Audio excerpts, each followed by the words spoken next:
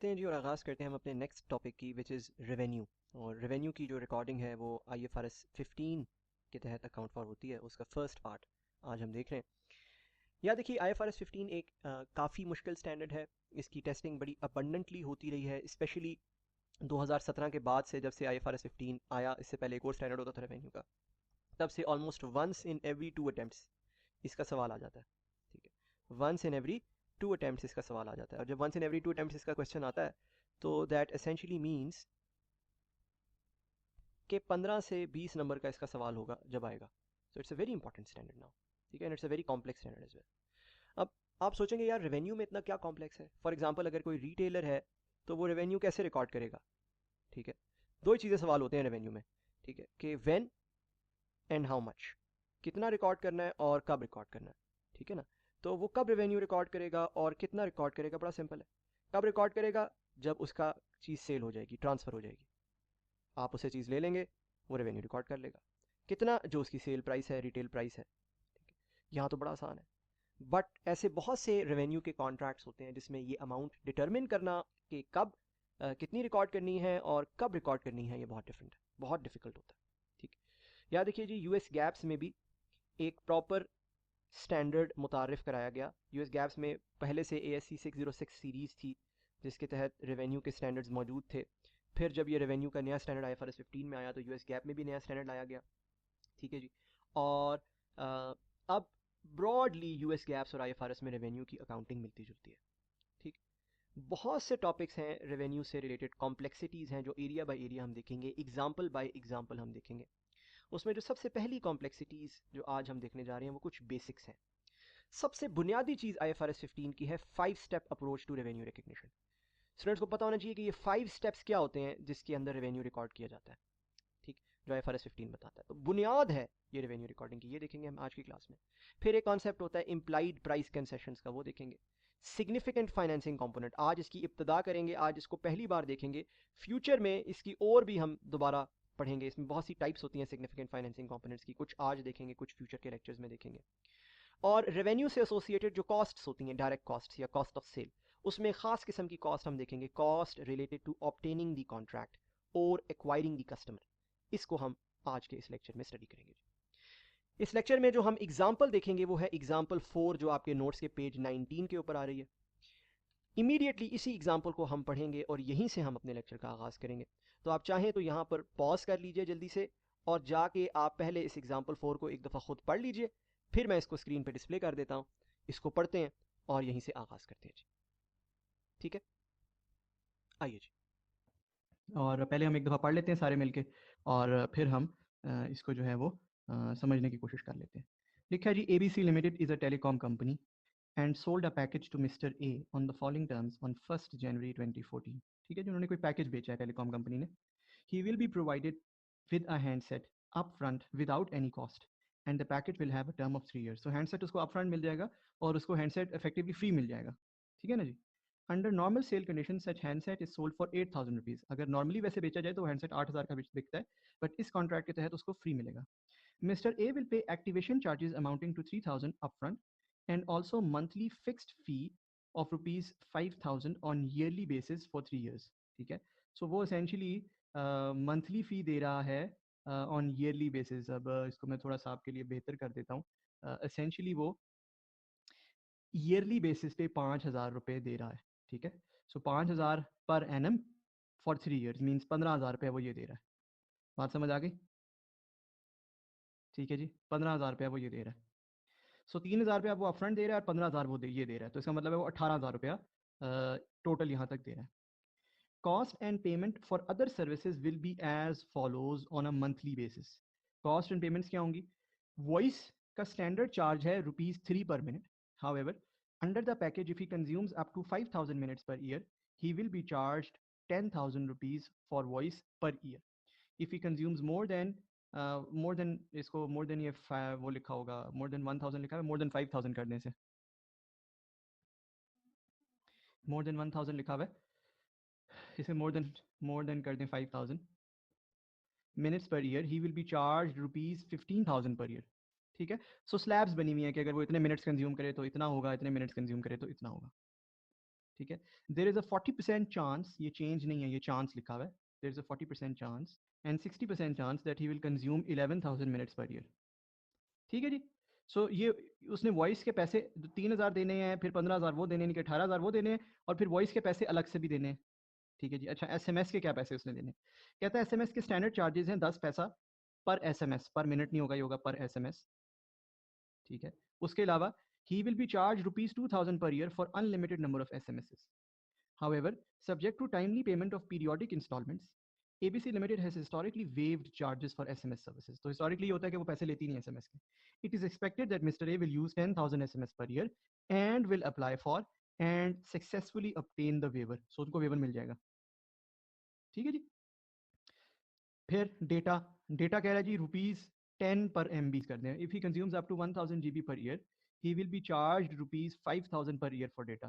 If he consumes more than 1000 GB, again इसको 1000 कर दें और GB कर दें per year, he will be charged ₹8,000 per year. ठीक है. There is a 70% chance, change को chance कर दें, that Mr. A will consume 800 GBs per year and 30% chance that he will consume 2500 GBs per year. ठीक है. समझ गए यहाँ तक? सो ये उसको पैसे अलग से देने हैं उसने, वॉइस और डेटा के. एसएमएस के पैसे तो हम समझ रहे हैं कि वो माफ़ी ले लेगा, बट वॉइस और डेटा के पैसे उन पैसों के अलावा उसने देने हैं.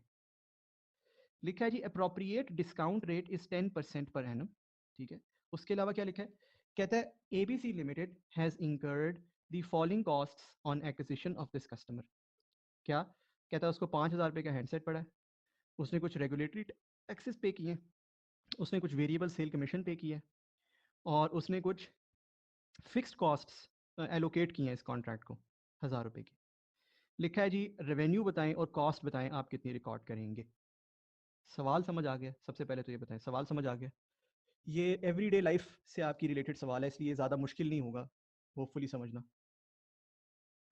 एवरीडे हम सब लोग जो हैं वो टेलीकॉम कंपनीज के कस्टमर्स हैं इन वन वे और दी अदर.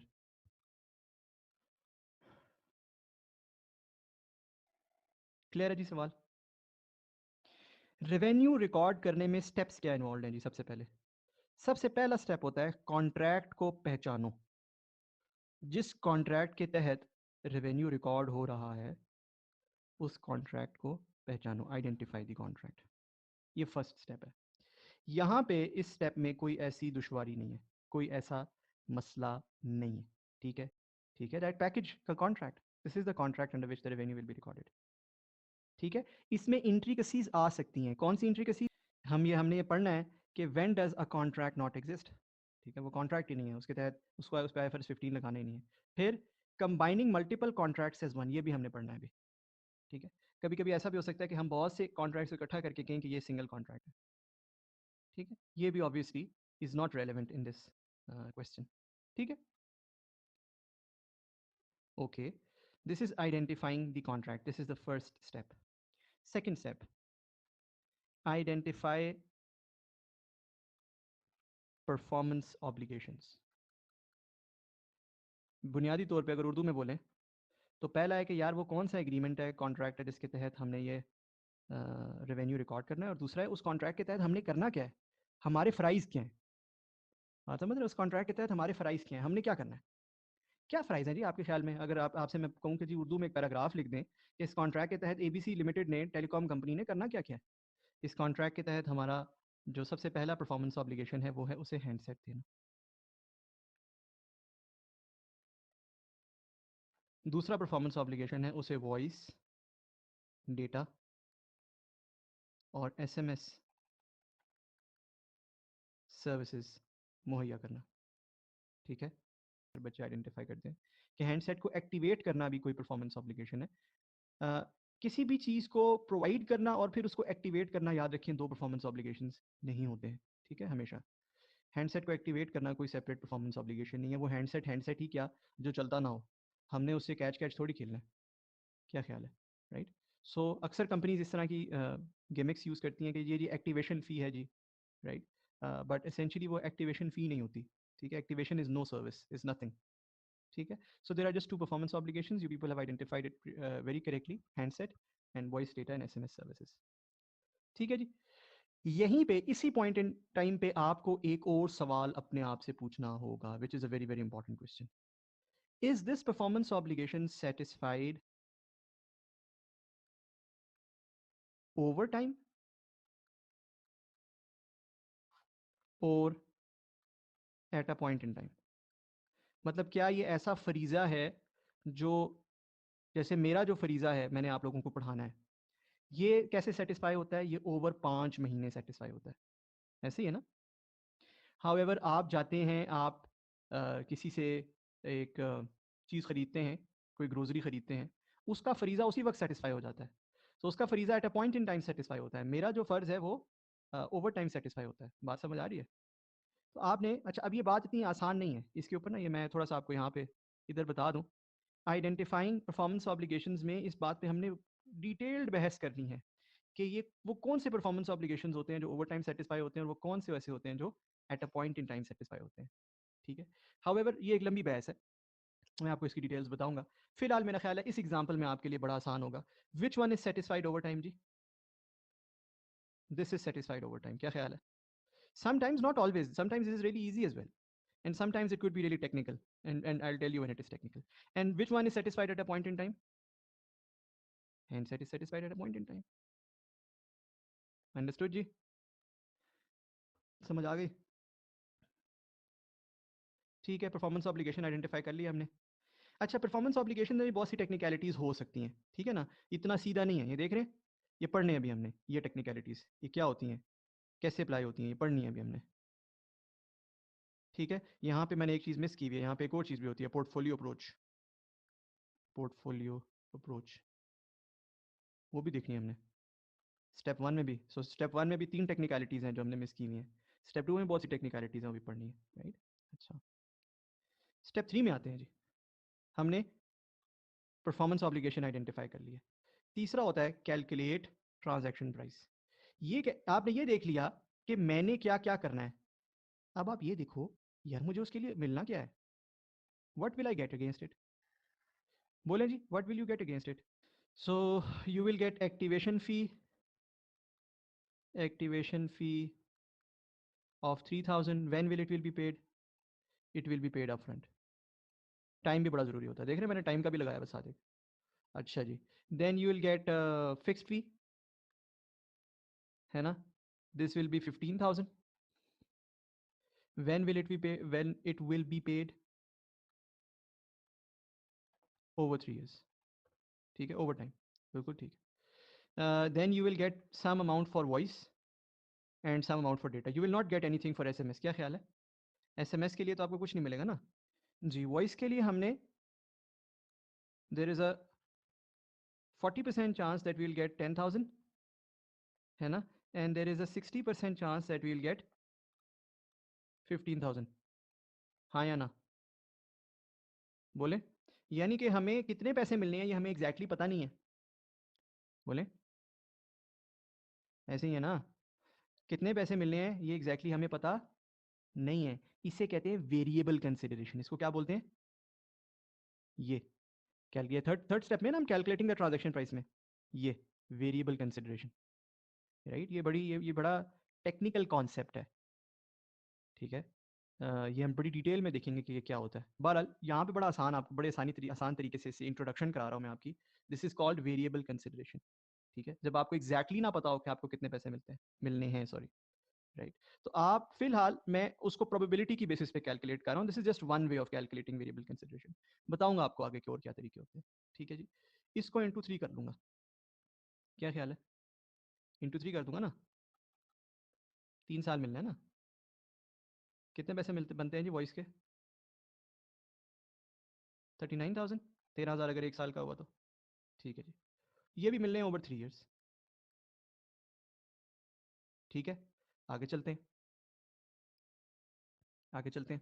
70% चांस है कि 5,000 मिलेंगे, और 30% चांस है कि 8,000 मिलेंगे। ठीक है ना? राइट? तो आप इसको मल्टीप्लाई कर लो 3 से, तो ये बन जाता है 17,700। अच्छा ये भी ओवर 3 ईयर्स ही होगा, क्या ख्याल है ना? बोलें। अच्छा एसएमएस के लिए कितने पैसे मिलने हैं मुझे, क्या ख्याल है आप लोगों का, एसएमएस के लिए कितने पैसे मिले हैं? नथिंग। मैं क्या एंटिसिपेट कर रहा हूँ, मुझे एसएमएस के लिए कुछ भी नहीं मिलेगा, मैं उसे वेव कर दूंगा। हालांकि कंट्रैक्चुअली स्पीकिंग, आप जरा देखिएगा, थोड़ा सा मैं इधर फर्क डाल रहा हूँ। ये IFRS 15 और IFRS 9 देखें आपस में तो फर्क पड़ने लगा। IFRS 9 में जो रिसीवेबल बुक करते थे वो कंट्रैक्चुअल कैश फ्लो पे बुक करते थे, ऐसे ही है। यहाँ पे देखें contractually speaking you have a right to get it, but आपकी प्रैक्टिस ये है कि that you don't get it. कुछ समझ आ रही है बात? ठीक है, तो you will not assume anything for SMS. This is called implied price concession. ये मैंने आपको बता दिया, ये एक छोटा सा कॉन्सेप्ट है, ये कोई बड़ा कॉन्सेप्ट नहीं है। जैसे बहुत से कॉन्सेप्ट्स के साथ मैंने क्वेश्चन मार्क्स लगाए ना, वो बड़े बड़े कॉन्सेप्ट्स हैं, वो बाद में करेंगे। ठीक है, this is called implied price concession. बात समझ आ गई? इम्प्लाइड प्राइस कंसेशंस क्या होते हैं? जब कंट्रैक्चुअल राइट आपके पास होता है बट आपके पास प्रैक्टिस होती है कि आप इसे माफ़ कर दोगे। ठीक है, जैसे अगर किसी ग्रोसरी स्टोर की प्रैक्टिस हो कि अगर से 20,000 15,000 का बड़ा सा बिल हो, और वो जो है क्या करे कि ऊपर के 100-200 रुपए वैसे छोड़ दिया करे। से 30,200 का बिल है तो वो उसे कहे यार आप 30,000 ही दे दें, दैट्स इट, 200 ना दें, स्टफ लाइक दैट, राइट? हालांकि उसकी फिक्स प्राइस हो। ठीक है, बात समझ गए? तो मेरी जो टोटल कंसिडरेशन बनती है ओवर द कॉन्ट्रैक्ट, वो कितनी बनती है जी टोटल कंसिडरेशन?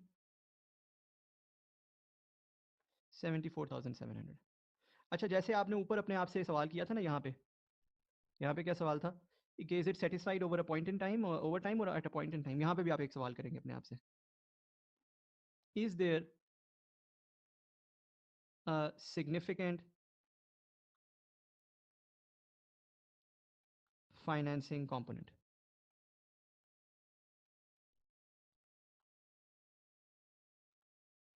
ये आप सवाल करेंगे अपने आप से। And now what is the significant financing component? It's a very very simple thing, मैं बताता हूँ आपको क्या है। आप पैसे पहले दे दें, परफॉर्मेंस ऑब्लिगेशन बाद में सेटिस्फाई करें, लेटर। ठीक है, पैसे आपको पहले मिल जाएं, परफॉर्मेंस ऑब्लिगेशन बाद में सेटिस्फाई हो, या परफॉर्मेंस ऑब्लिगेशन पहले सेटिस्फाई हो जाए, पैसे बाद में मिल जाए। इन दोनों की एग्जांपल्स आपको अपनी रियल लाइफ में नजर आएंगी। दे दीजिए जरा एग्जांपल जहां पे आप पैसे पहले देते हो और परफॉर्मेंस ऑब्लिगेशन बाद में सेटिस्फाई होती हो। College is an example, yes, tuition fees an example, right? So tuition एक एग्जांपल है, कंस्ट्रक्शन सर्विसेज एक एग्जांपल है, मोबाइल बैलेंस एक एग्जांपल है। ठीक है, दीज आर ऑल एग्जांपल्स। अच्छा, दूसरी साइड की एग्जांपल दें कि परफॉर्मेंस ऑब्लिगेशन पहले सेटिस्फाई हो जाती हो और पैसे बाद में देते हो। ठीक है, पोस्टपेड बिल्स एक एग्जांपल है, इलेक्ट्रिसिटी बिल्स एग्जांपल है, ऑडिट फी एग्जांपल है। ठीक है, so there are many examples in the real world, right? However standard ये कहता है कि फॉर प्रैक्टिकल पर्पसेस इन दोनों का जो डिफरेंस है वो 1 ईयर से ज्यादा का होना चाहिए। ठीक है, अगर डिफरेंस 1 ईयर से कम का है, 8-9 महीने का है, तो स्टैंडर्ड कहता है इसको मैं नहीं मानता इस डिफरेंस को। अगर 1 साल से ज्यादा का डिफरेंस है then there is a significant financing component. बात समझ आ गई या नहीं? गुड। ये दोनों साइड्स के फाइनेंसिंग कंपोनेंट्स मैं आपको करवाऊंगा, दोनों साइड्स के। ठीक है, आप मुझे अभी आइडेंटिफाई करके बताओ कि with regards to our two performance obligations that we have, these are our two performance obligations and this is how I get the money. Do you feel that there is किसी भी जगह पे कोई ऐसी चीज है कि जहां पे पैसे पहले हो चीज बाद में हो, या चीज पहले हो पैसे बाद में हो? हैंडसेट में पार्शली ऐसा है दैट यू आर इफेक्टिवली, सुन लीजिएगा, that you are effectively getting the handset or giving the handset upfront, but whole of that amount is not recovered upfront. Upfront you're only getting 3,000 rupees. Your handset you normally sell it for 8,000 rupees. बात समझ आ रही है नहीं? सो handset में ऐसा है, handset में ये वाला सिनेरियो है, हम हैंडसेट जल्दी दे रहे हैं और पैसे बाद में ले रहे हैं, हाँ या ना? इसका मतलब है दूसरे वाला सिनेरियो भी मैंने आपको स्टिल करवाना है, राइट? ये वाला सिनेरियो मैंने आपको कभी बाद में करवाना है, जहाँ पे पैसे जल्दी हों और चीज़ बाद में मिलती हो।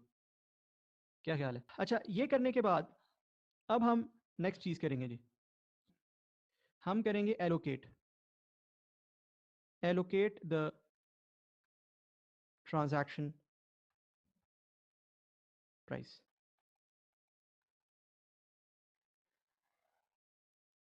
अच्छा, ट्रांजैक्शन प्राइस की एलोकेशन का अमल है क्या? ट्रांजैक्शन प्राइस की एलोकेशन का अमल ये है कि there is this performance obligation which is satisfied up front. वो परफॉर्मेंस ऑब्लिगेशन कौन सी है?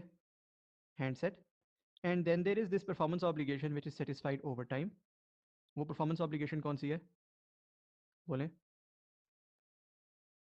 सर्विसेज, है ना? अच्छा, जब मैं प्राइस की बात करता हूँ तो there is this price which is paid up front, again a small amount, वो है 3,000 रुपये, है ना? है ना? And then there is this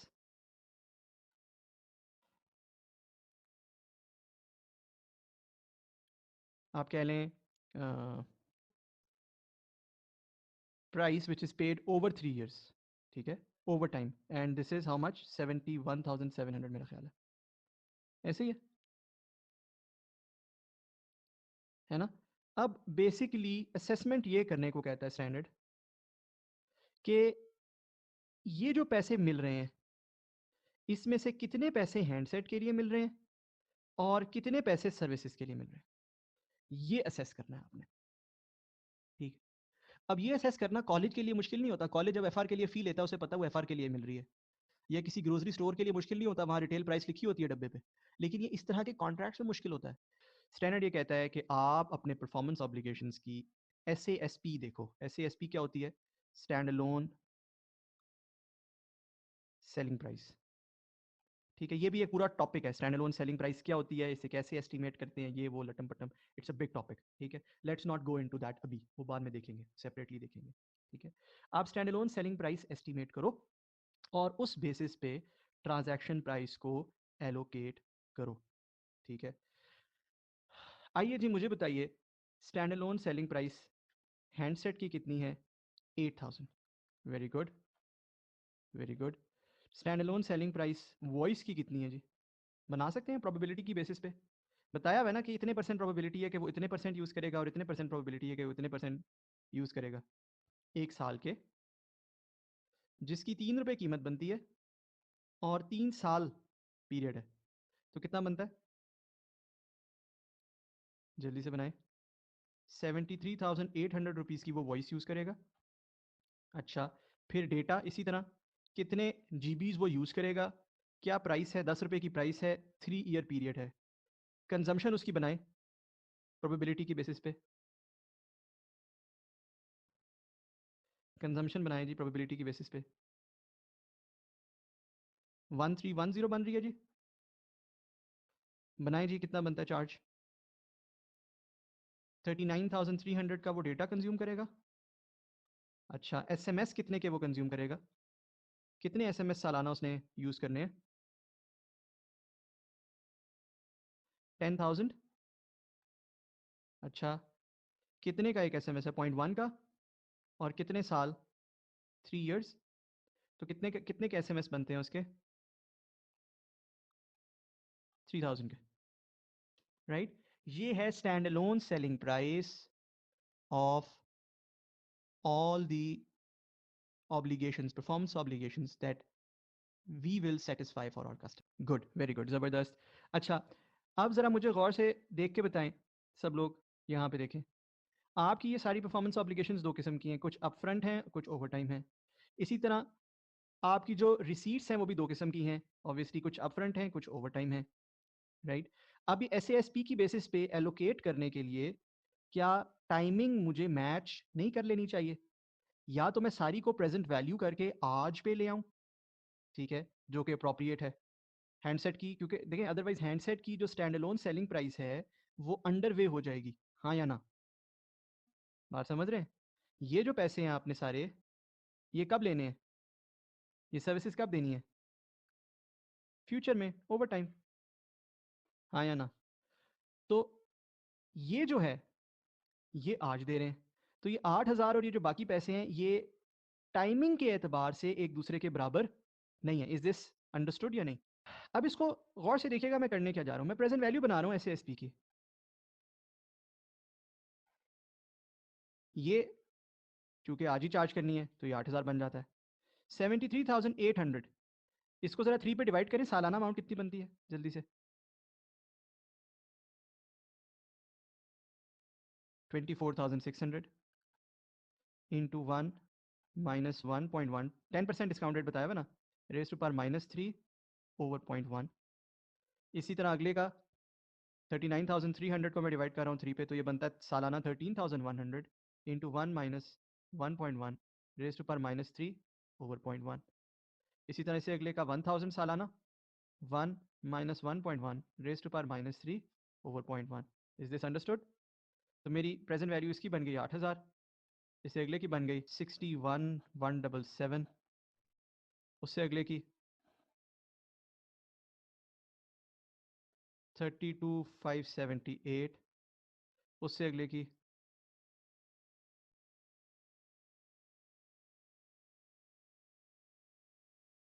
2487। अब मैं रिक्वेस्ट करूंगा कि आप लोग हमतन गोश होके देखेंगे, पूरी अटेंशन के साथ देखेंगे तो आपको समझ आएगी। 8,000 की प्रेजेंट वैल्यू इसलिए नहीं ली अली कि वो टुडे है। 8,000 अप फ्रंट है, टुडे है। इसको मैं ऐसे कर देता हूँ, टुडे की तो पीवी भी वही होती है ना, जो उसकी वैल्यू होती है वो इसकी पीवी होती है। और इसको कहते हैं ये फ्यूचर है, ऐसे कह देते हैं। तो मेरी स्टैंड अलोन सेलिंग प्राइस की प्रेजेंट वैल्यू क्या बनती है जी टोटल पे? 104,242। ठीक है जी, 104,242। ठीक है जी, बेहतरीन। अब मैं आपसे रिक्वेस्ट करूंगा कि आप मुझे ट्रांजैक्शन प्राइस की प्रेजेंट वैल्यू बना के दें। ट्रांजैक्शन प्राइस की, ट्रांजैक्शन प्राइस मेरी टोटल थी, टोटल इधर लिखते हैं एसएएसपी और इधर लिखते हैं ट्रांजैक्शन प्राइस, इधर लिखते हैं टोटल और आगे उसकी पीवी। ट्रांजैक्शन प्राइस मेरी टोटल थी 74,700। ये ब्रेकअप पे मैंने उसकी, ये मैंने ब्रेकअप बनाया हुआ 74,700 का। कैसे करेंगे जी इसकी प्रेजेंट वैल्यू? बना सकते हैं, ऐसे बनाई होगी जी। 3,000 तो अपफ्रंट है, ठीक है जी, जमा मैंने यहाँ देखिएगा छोटा सा एक मैं वर्क अराउंड लगा रहा हूँ, और ये कोई मुश्किल मैथ नहीं है, प्लीज़ इसको मुश्किल मैथ नहीं बना देना ऐसी, ये नहीं सोच लेना कि ओह इतनी मुश्किल मैथ। 15,000 3 सालों पे मिलना है, 39 और 17,700, 39,000 3 सालों पे मिलना है और 17,700 3 सालों पे मिलना है, सही है। तो ये सालाना में मुझे कितने पैसे मिलने हैं? 23,900 हर साल मिल रहा है, ठीक है। इसको मैं कर रहा हूँ 1 minus 1.1 raise to power -3 over 0.1 present value, जैसे ऊपर किया हर कंसिस्टेंट पेमेंट को प्रेजेंट वैल्यू। यहाँ से आपका जवाब 62,436। एक्सेलेंट, ये है जी मेरी ट्रांजैक्शन प्राइस की प्रेजेंट वैल्यू। क्या ख्याल है? अब ज़रा देखिएगा, मैं इस ट्रांजैक्शन प्राइस को अपनी एसएएसपी पे एलोकेट करने जा रहा हूँ। मैं इसको एलोकेट करूँगा। एलोकेट कैसे करूँगा? प्रो रेटा बेसिस पे। 8,000 डिवाइडेड बाय 104,242 इंटू 62,436 क्या बनता है जी? 4792। Agreed everyone? 4792। अच्छा, बाकी इस सब को एक वैल्यू एलोकेट करने लगा हूं।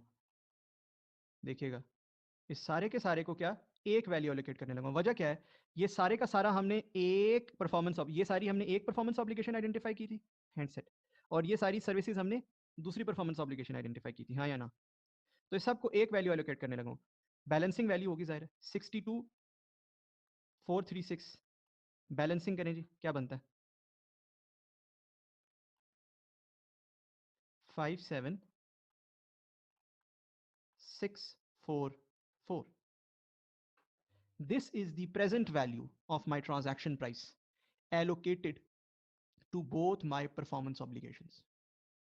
देख रहे हैं? क्या आपने ये बात गौर की है कि एक्चुअली मेरा हैंडसेट 8,000 रुपए का है, लेकिन जो उसे कंसिडरेशन एलोकेट हुई है वो सिर्फ 4,800 रुपीज हुई है. ये देख रहे हैं, आप लोग गौर कर रहे हैं? इसका मतलब है मैंने हैंडसेट कितने डिस्काउंट पे बेचा है. मैंने 8,000 का हैंडसेट अगर 4,800 रुपीज का बेचा है तो इसका मतलब मैंने 40% डिस्काउंट पे बेचा है. हाँ या ना? 8,000 डिवाइडेड बाय 104,242, ठीक है. 8,000 का हैंडसेट, टोटल वैल्यू जो मेरी सारी चीज़ों के मिला के है वो 104,242 है, इनटू जो मैं उनके अगेंस्ट पैसे ले रहा हूँ 62,436. इसका मतलब है मैं हैंडसेट के अगेंस्ट कितने पैसे ले रहा हूँ? 4,792. अच्छा, हैंडसेट के अलावा बाकी चीज़ें कितने की हैं? 96,242 की. ऐसे ही है ना, तीनों का सम जो बनता है, डिवाइडेड बाय 104,242 इनटू जो मैं पैसे ले रहा हूँ 62,000. तो बाकी चीज़ों की वैल्यू क्या बनती है? 57,644. बात समझ आई? अब ये बेसिकली ये पता क्या चल रहा है हमें? ये एलोकेशन से मुराद क्या है, मकसद क्या है? से मुराद है मैंने हैंडसेट के अगेंस्ट कितने पैसे लिए और मैंने वॉइस डेटा एंड एसएमएस के अगेंस्ट कितने पैसे लिए. बात समझ आई? ऑलराइट जी. अब आपने ज़रा गौर करना है और देखना है मैं करने क्या जा रहा हूँ. मैंने बताना है कि मेरी कौन सी ट्रांजैक्शन प्राइस ये किस परफॉर्मेंस ऑब्लिगेशन से रिलेट करती है. इसका जवाब मेरे पास अभी तक नहीं आया. ये 3,000 किससे रिलेट करता है, कितना रिलेट करता है, और ये 71,700 किससे रिलेट करता है और कितना रिलेट करता है. बात समझ रहे हैं? इसका जवाब मेरे पास अभी तक नहीं है. अब मैं इसका जवाब बनाने जा रहा हूं. यहां पे याद रखें आप दो अप्रोचेस ले सकते हैं, अप्रोच 1, अप्रोच 2, और ए बी कह देते हैं बिल्कुल कहने, और दोनों एज पर द स्टैंडर्ड ठीक है. अप्रोच 1 आप ये ले सकते हैं कि जो 3,000 आपको अप फ्रंट मिल रहा है उसे आप हैंडसेट को एलोकेट करें. उसे आप किसको एलोकेट करें? ये आपकी ट्रांजैक्शन प्राइस है. 3,000 रुपया जो आपको अपफ्रंट मिल रहा है आप उसको किसको एलोकेट करें? हैंडसेट को एलोकेट करें.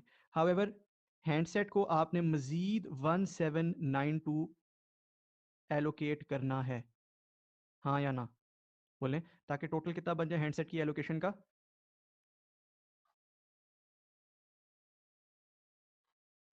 4,792 जो हमने पिछले सफ़े पे निकाला है. हाँ या ना बताएं. गुड. इसका मतलब है वो जो हमने वहाँ बनाया हुआ था ये टेबल, यहाँ पे हम बेसिकली ये कह रहे हैं कि ये 3,000 किससे रिलेट करता है. ये जो ग्राफ सा बनाया हुआ हमने कहा जी 3,000 सारा रिलेट करता है हैंडसेट से, और इस 71,700 में से कितना रिलेट करता है हैंडसेट से? कितना रिलेट करता है हैंडसेट से? इतनी अमाउंट जिसकी पीवी 1792 बनती हो. 1792 is wrong answer. 1792 is wrong answer. ये है इतनी अमाउंट जिसकी पीवी 1792 बनती हो. बात समझ आई या नहीं? बताता हूँ ये कैसे निकलता है. मैथ्स देखिएगा प्लीज. यहाँ देखें प्लीज सब.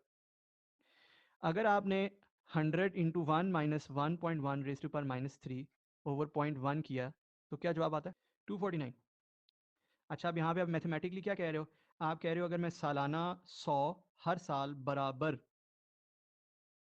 कैश फ्लो लूँ और उसको 3 साल पे प्रेजेंट वैल्यू करूँ तो उसकी जो पीवी आती है वो आती है 249. Is this correct? अच्छा, अगर मैं आपसे यही सवाल पूछूं कि यार मुझे पीवी चाहिए 1792, हर साल मैं कितनी कैश फ्लो बराबर लूं तो 1792 जवाब आ जाएगा प्रेजेंट वैल्यू. क्या करोगे? सिंपल, ये जो एक्सप्रेशन है जो यहाँ मल्टीप्लाई हो रहा है वहां जाके डिवाइड कर दोगे. है ना, छठी सातवीं की मैथ है ये. क्या ख्याल है? 721, राइट. इसका मतलब है 721 मल्टीप्लाई बाय 3 ईयर्स. ये वो सालाना कैश फ्लो है जो हैंडसेट को एलोकेट होती रहेगी अगले आने वाले सालों में से. बात समझ आई या नहीं? राइट. तो 721 इंटू 3 कितना बनता है?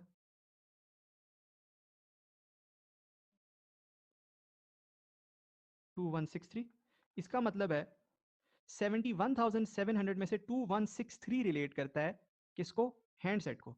और बाकी 71,700 माइनस 2163 कितना बनता है? 69,537। ये रिलेट करता है आपकी सर्विसेज को।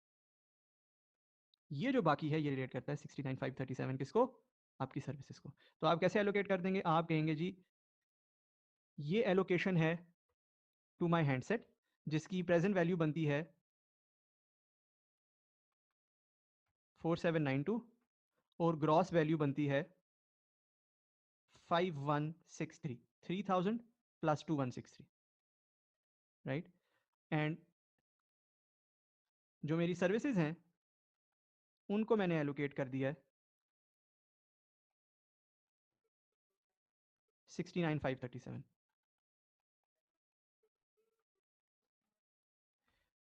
एक और चीज आपने मुझे सोच के बतानी है यहाँ पे। जो एंड हैंडसेट को अमाउंट एलोकेट हुई है मैंने उसकी प्रेजेंट वैल्यू भी लिखी है और ग्रॉस वैल्यू भी लिखी है, टोटल वैल्यू भी लिखी है। ग्रॉस नहीं, इसको टोटल वैल्यू कह देते हैं चले। लेकिन जो अमाउंट सर्विसेज को एलोकेट हुई है मैंने इसकी सिर्फ टोटल वैल्यू लिखी है, मैंने इसकी प्रेजेंट वैल्यू नहीं लिखी। उस पर मैंने ध्यान नहीं दिया। ऐसा क्यों है? एब्सोल्युटली इसमें financing component, significant financing component है जो कि सर्विसेज में नहीं है। इसलिए हैंडसेट में प्रेजेंट वैल्यू और टोटल वैल्यू दोनों लिखना रेलिवेंट है, जबकि सर्विसेज में सिग्निफिकेंट फाइनेंसिंग कंपोनेंट नहीं है। कितनी ट्रांजैक्शन प्राइस, ठीक है, एलोकेट होती है टू दी हैंडसेट एंड कितनी एलोकेट होती है टू सर्विसेज। 2-3 मिनट लगाओ सारे लोग, ठीक है, अच्छी तरह इसको ज़रा जहन में पक्का करो कि मैंने ये कराया क्या है ट्रांजैक्शन प्राइस की एलोकेशन में। ठीक है जी, ये भी समझ गए आप लोग। अच्छा, एक तरीका मैंने आपसे कहा था इसको करने के दो तरीके हो सकते हैं। ये तरीका एक है और एग्जाम में मैं जनरली एडवाइस करूंगा आप यूं ही करें। वैसे जितना मुश्किल इसके अंदर एलोकेशन का अमल है ना, इतना मुश्किल आज तक एग्जाम में क्वेश्चन नहीं आया। ठीक है, मैं आपको बताऊंगा कि अभी थोड़ी देर में हम डिस्कस करते हैं कि इसका एलोकेशन का अमल इतना मुश्किल है क्यों, वजह क्या है उसकी। ठीक है, बड़ी आसान सी वजह। ठीक है, एक दूसरा तरीका भी है। अभी हमने ऊपर क्या एज्यूम किया? हमने एज्यूम किया है कि एक ये 3,000 था, मैं वही चीज़ दोबारा बना रहा हूँ जो मैंने पिछली स्लाइड पे बनाई हुई थी, और एक ये 71,700 था। हमने कहा कि जी 3,000 सारा का सारा किससे रिलेट करता है? हैंडसेट से। और 71,700 में से फिर हमने दो हिस्से कर दिए, ऐसे ही है। एक ये तरीका होता है और ये स्टैंडर्ड में अलाउड है जो हमने किया है। दूसरा तरीका ये होता है कि आप यूं कर दें, 3,000 में से भी हैंडसेट को और सर्विसेज को अमाउंट एलोकेट करें और 71,700 में से भी हैंडसेट को और सर्विसेज को अमाउंट एलोकेट करें। बात समझ रहे हैं? दोनों में से अमाउंट एलोकेट करें। ठीक है, अगेन एलोकेशन की बेसिस क्या होगी? वही जो हमने पिछले सफ़े पे इस्तेमाल की है, ये रिलेटिव परसेंटेज, ये और ये 3,000 में से भी इसी परसेंटेज पे अमाउंट एलोकेट कर दी जाएगी और 71,700 के अंदर भी बैलेंसिंग अमाउंट एलोकेट कर दी जाएगी। ठीक है, इज दिस क्लियर? ये तरीका आई वुड एडवाइस कि आप एग्ज़ाम में मत लगाओ। ठीक है, ऑल्दो कंपनीज प्रैक्टिस में ये लगा रही हैं, बट एग्जाम में मत लगाओ, ये ओवरली कॉम्प्लिकेट कर देगा आपकी मैथमेटिक्स। 3,000 को ज़रा इसी प्रोपोर्शन में तोड़ें जी। ये 8,000 बाई 104, ये जो ये प्रोपोर्शन नहीं है, ये वाला ये वाला प्रोपोर्शन और ये वाला प्रोपोर्शन जो है, तोड़ें ज़रा इसको 3,000 को। 8,000 बाई ये, हाँ, तो बस हैंडसेट के लिए जो इसमें से अमाउंट आ रही है वो आ रही है 230 और इसके लिए आ रही है 2,770। ठीक है, डन। सर्विसेज के लिए अब इधर देखिएगा सब लोग, यहाँ पे देखिएगा प्लीज़। यहाँ पे हैंडसेट के लिए कितनी अमाउंट मजीद चाहिए? इसके अंदर से चाहिए 4562 की पीवी, इतनी अमाउंट जिसकी प्रेजेंट वैल्यू क्या बनती हो? 4562, हाँ या ना? ज़रा इसको इस फॉर्मूला में डालें और मुझे बताएं उसकी एनुअल वैल्यू क्या बनती है।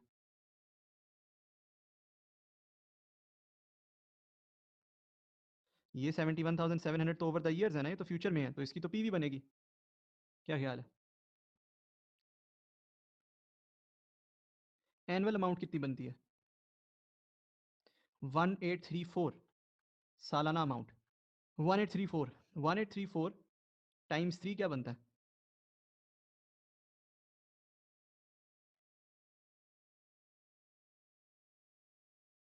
5503। ठीक है, 5503। तो इसका मतलब है इसमें से हैंडसेट को 5503 एलोकेट होगा और इसमें से हैंडसेट को 230 एलोकेट होगा। अच्छा, तो इसमें से फिर सर्विसेज को कितना एलोकेट होगा? बैलेंसिंग बनाए।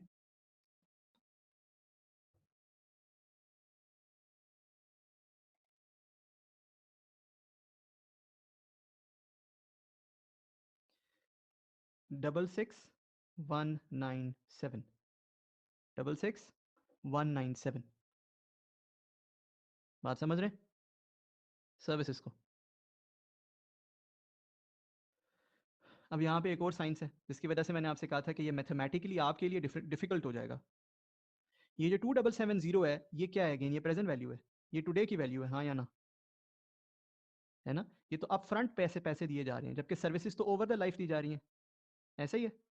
दोबारा इसी फॉर्मूला में डालें। अगर 2770 प्रेजेंट वैल्यू हो तो ओवर द लाइफ कितनी वैल्यू बनती है? सालाना कितने पैसे बनते हैं?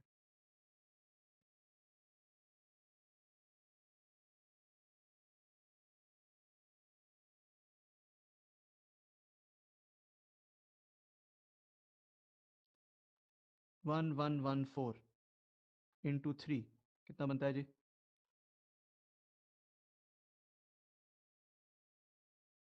3342। इसका मतलब है, देखिएगा जी प्लीज़, इसका मतलब है कि जो टोटल रेवेन्यू मैं रिकॉर्ड करूंगा सर्विसेज का वो होगा दिस प्लस दिस। बनाए, कितना बनता है?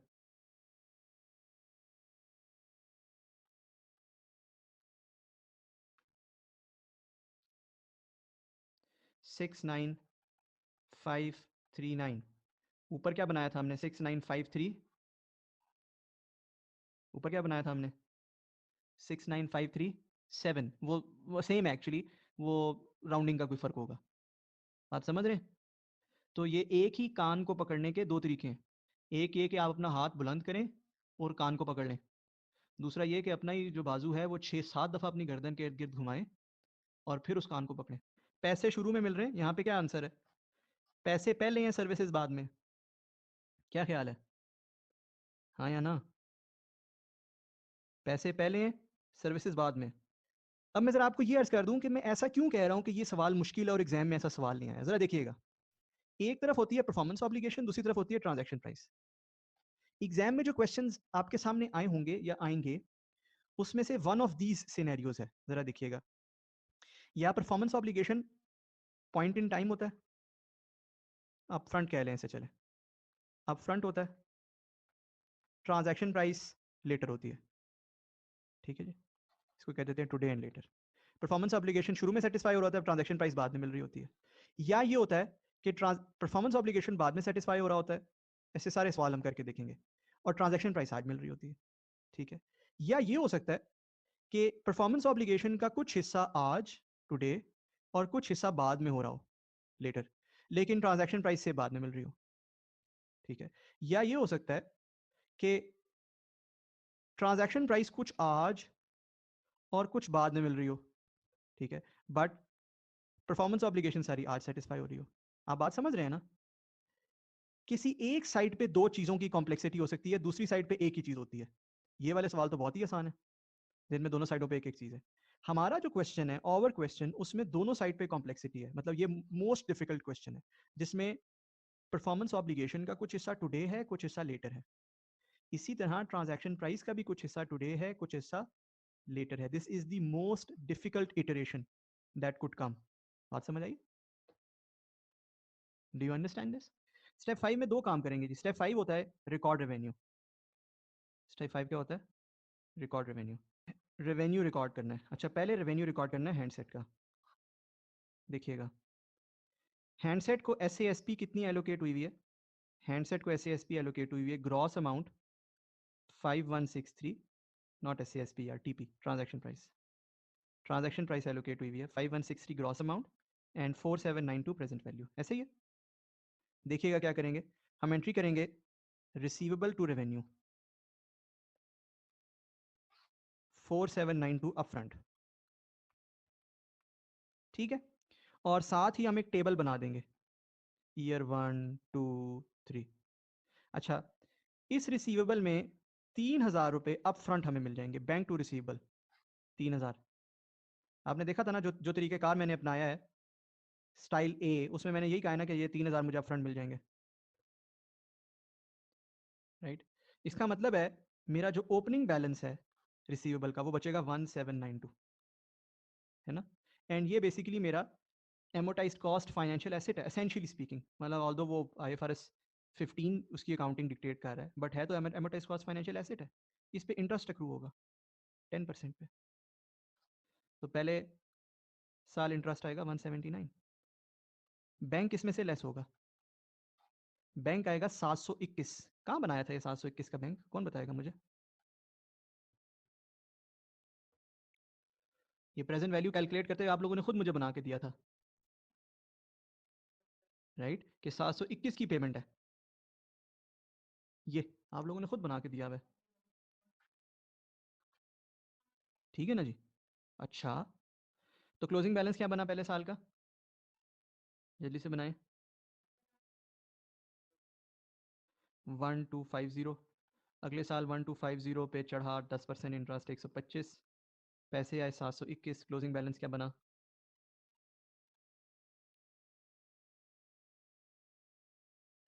654, 654 पे 10% इंटरेस्ट ऐड हुआ,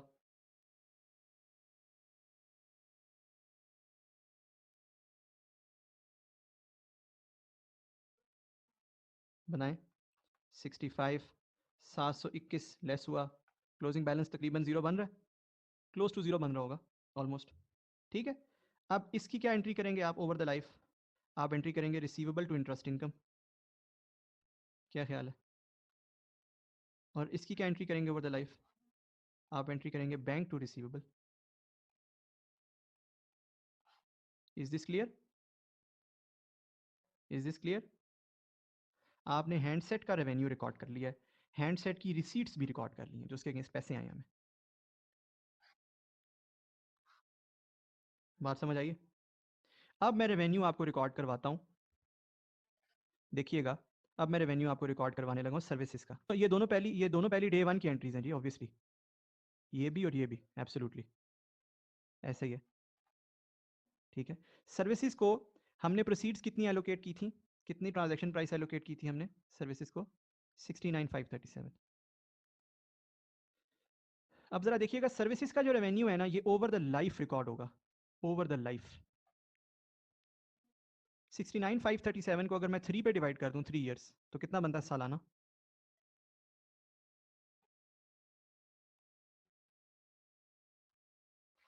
23,179। अब मुझे आपने जरा सबने सोच के बताना है, बड़ी केयरफुली सोच के बताना है। आपको जो पैसे मिले हैं, पैसे, वो 3,000 अपफ्रंट थे, जमा सालाना कितने थे, ये मैंने बनाए भी थे आपके लिए यहाँ पे कहीं, ये सालाना कितने थे? 23,900 थे, हाँ या ना? 23,900 थे ना सालाना जो आपको मिल रहे थे, जो जिसका जिसका फिर टोटल करके 74,700 बनता है, जो कैश मिल रही है आपको।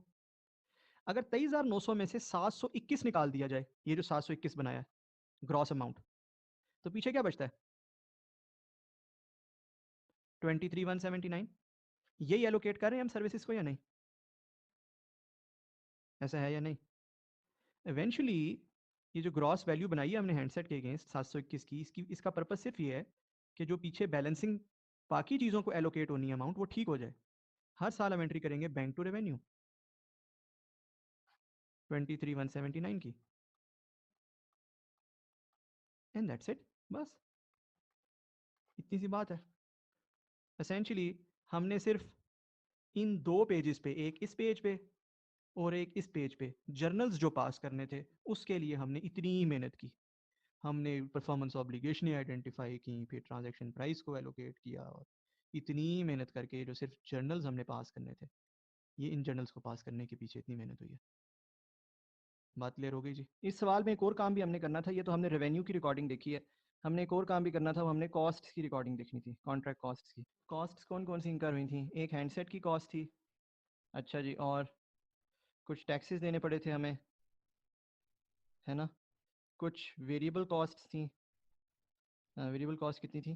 3,000 जी, और कुछ फिक्स कॉस्ट थी जो एलोकेट की थी, फिक्स कॉस्ट एलोकेट की थी इस कॉन्ट्रैक्ट को। वो थी मेरा ख्याल है 1000। यस, ठीक है, गुड। अच्छा, अब इन कॉस्ट्स का क्या करना है? याद रखें कि कॉस्ट्स में मैं अगेन डिटेल में मैं जाऊंगा। आपने पहला क्वेश्चन अपने आप से ये पूछना होता है कि इसमें से कोई ऐसी कॉस्ट है which is cost of acquiring the customer, cost of obtaining the contract. क्या ऐसी कोई कॉस्ट है कि ये कॉस्ट हमने सिर्फ इसलिए इंकर की है कि हम कस्टमर को एक्वायर करना चाहते थे? ठीक है जी, there are a few costs, there are a few costs. For example, हमने जो टैक्स पे किया है, ये क्यों पे किया है? इसीलिए कि हम कस्टमर को एक्वायर करना चाहते थे। ये जो इसको हैंडसेट दिया है, ये भी इसीलिए दिया है कि हम कस्टमर को एक्वायर करना चाहते थे। फिर ये जो वेरिएबल कॉस्ट्स है, ठीक है, ये तकरीबन सारी कॉस्ट्स ऐसी लग रही हैं कि ऐसी कॉस्ट हैं जो कस्टमर को एक्वायर करने की कॉस्ट लग रही हैं, हाँ या ना? है ना? ये वो अपफ्रंट कॉस्ट्स होती हैं जो आप कस्टमर को एक्वायर करते हुए, कॉन्ट्रैक्ट साइन करते हुए इंकर करते हो। ऐसी हैं कॉस्ट यहाँ पे? बिल्कुल हैं जी। अच्छा, याद आपने ये रखना है कि आपने इन कॉस्ट्स में से सिर्फ वो कॉस्ट्स लेनी है जो डायरेक्ट एंड इंक्रीमेंटल हों। डायरेक्ट से मुराद directly associated to this contract हो, और इंक्रीमेंटल से मुराद कि अगर आप ये कॉन्ट्रैक्ट ना करते तो वो कॉस्ट इंकर ना होती। ठीक है, इस पैमाने पे अगर देखा जाए तो मेरी हैंडसेट की कॉस्ट, अगर मैं ये कॉन्ट्रैक्ट ना करता तो कॉस्ट इंकर ना होती। क्या ख्याल है, बोले? क्या कॉस्ट इंकर होती? ना होती, ऑब्वियसली। अच्छा, फिर मेरे टैक्सेस, मेरी वेरिएबल कमीशंस, वेरिएबल कॉस्ट्स, ये इसमें फॉल करती हैं। बट क्या मेरी फिक्स्ड कॉस्ट इसमें फॉल करती हैं जिसको एलोकेट की हुई है? ये नहीं करती। ये डायरेक्ट एंड इंक्रीमेंटल नहीं है जी। देखिएगा जी, मैं एक काम करने जा रहा हूँ। मैं फिक्स कॉस्ट को तो एक्सपेंस कर रहा हूँ, expense to bank. Fix cost का इस कॉन्ट्रैक्ट से स्पेसिफिकली ताल्लुक नहीं है डे वन पे। दूसरा, मैं एसेट टू बैंक कर रहा हूँ 3600 से। ये क्या रिफ्लेक्ट करता है? ये मेरी ये टैक्सेस और वेरिएबल कमीशंस को रिफ्लेक्ट करता है। और तीसरा, मैं cost of sale to inventory कर रहा हूँ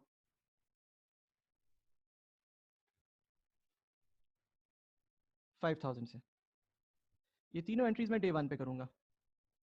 अच्छा, ये नोट कर लें कि ये जो cost of sale to inventory की है यहाँ पे स्टैंडर्ड के मुताबिक दो ट्रीटमेंट्स अलाउड हैं और इंडस्ट्री में दोनों फॉलो होते हैं। कंपनियाँ दोनों फॉलो करती हैं। कंपनियाँ ये ट्रीटमेंट भी फॉलो करती हैं कि इस पूरे 5000 को एक्सपेंस आउट कर देती हैं, जैसे मैंने किया है। क्यों? क्योंकि सारे के सारे 5000 के अगेंस्ट जो रेवेन्यू बनता है, हैंडसेट का जो भी रेवेन्यू बनता है, हमने अपफ्रंट रिकॉर्ड कर लिया ना, हाँ या ना? बोलें? गुड। कंपनीज ये भी करती हैं। कंपनीज ये भी करती हैं कि इसमें से 4792 की अमाउंट एक्सपेंस करती हैं और जो बाकी अमाउंट है उसको एसेट में ले जाती हैं। बाकी कितनी बनती है? 208 की अमाउंट एसेट में ले जाती हैं। अब इसकी क्या लॉजिक है, इसकी क्या तुक्का है, मैं बताता हूँ। आपने क्या ये नोटिस किया है कि मैंने टैक्सेस और वेरिएबल कमीशंस को एक्सपेंस नहीं किया बल्कि उनको एसेट में ले गया हूँ? देख रहे हैं? ये नोटिस किया है सबने? अब ये एसेट क्या है? ये बेसिकली ऐसी कॉस्ट है जो अगले 3 सालों में अमोटाइज होगी। राइट, अगले 3 सालों में अमोटाइज होगी। ईयर वन में हम एंट्री करेंगे expense to asset 1200, similarly year two में करेंगे, सिमिलरली ईयर थ्री में करेंगे, ईयर टू में, ईयर थ्री में, और इस तरह मेरा फिर एसेट ख़त्म हो जाएगा। कुछ समझ आ रही है बात या नहीं? सो हर साल आप एक्सपेंस टू एसेट करते रहेंगे 1200 और आपका एसेट इस तरह से ख़त्म हो जाएगा। ठीक है, इसको 3 ईयर्स पे अमोटाइज इसलिए करते हैं कि जिस कॉन्ट्रैक्ट को करने के लिए ये कॉस्ट इंकर की गई वो 3 ईयर्स का कॉन्ट्रैक्ट। ठीक है, अगर आप ये ट्रीटमेंट करते कि आप इस कॉस्ट के अंदर से, ये जो मैंने 5000 एक्सपेंस किया था, इसके बजाय आप ये ट्रीटमेंट करते जो दूसरा मैंने आपसे कहा था कि आप 208 का एसेट बना सकते हैं, तो इस 208 के एसेट को भी फिर आप किस तरह अमोटाइज करते? 3 ईयर्स के ऊपर अमोटाइज करते। ठीक है जी, ये ट्रीटमेंट है इस क्वेश्चन के तहत कॉस्ट्स की। और यहाँ पे आपने कॉस्ट में एक एलिमेंट पढ़ लिया है कि cost of obtaining the contract या cost of obtaining acquiring the customer वो क्या होती है। 4792 क्या रिप्रेजेंट करता है, बताएं? सब लोग बताएं 4792 क्या रिप्रेजेंट करता है? ये रिप्रेजेंट करता है जितना आपने इसका रेवेन्यू रिकॉर्ड किया है, जितना आपने रेवेन्यू रिकॉर्ड किया है इसका, आप उस एक्सटेंट तक इसे एक्सपेंस कर दें, and on top of it जितनी अमाउंट है, जाहिर है कोई भी बंदा नुकसान पे तो चीज़ नहीं बेचता ना। अगर मैंने कोई चीज़ नुकसान पे बेची है, इसका मतलब है कि मैंने इसलिए बेची है कि मुझे कस्टमर मिल रहा है 3 सालों के लिए, ठीक है। तो 208 का एसेट जो बाकी बैलेंसिंग बचता है, ठीक है, 208 का एसेट आप जो है वो रिकॉर्ड कर लें और इसे 3 सालों में अमोटाइज कर दें।